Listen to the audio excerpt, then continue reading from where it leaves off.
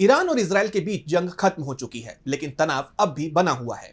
एक तरफ अमेरिका के राष्ट्रपति डोनाल्ड ट्रंप इस तनाव को कम करने की कोशिश कर रहे हैं, ईरान से बातचीत फिर से शुरू करने की तैयारी में है, तो इजराइल की तरफ से कहा जा रहा है कि खामेनेई की जान लेने के उनके प्लान में कोई बदलाव नहीं आया है।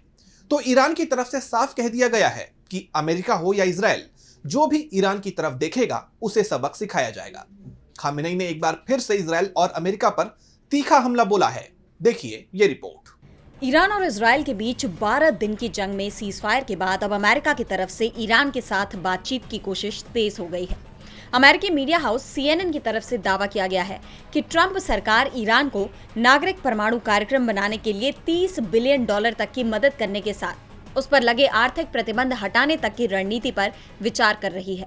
अमेरिका चाहता है कि ईरान न्यूक्लियर डील के लिए तैयार हो जाए, लेकिन ईरान ने साफ कर दिया है कि अब बातचीत नहीं होगी, सिर्फ सीजफायर हुआ है।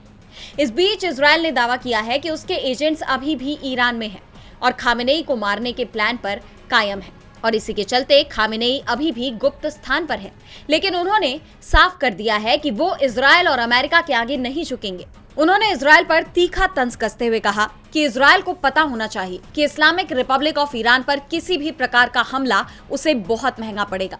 ईरानी कौम अजीम कौम है। ईरान एक ताकतवर और प्राचीन सभ्यता वाला मुल्क है।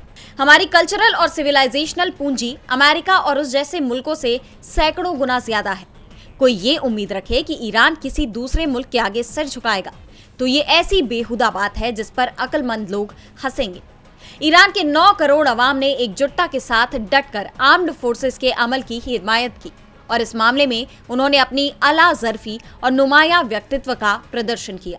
उन्होंने साबित किया कि जरूरत के वक्त इस कौम की तरफ से एक ही आवाज सुनाई देगी।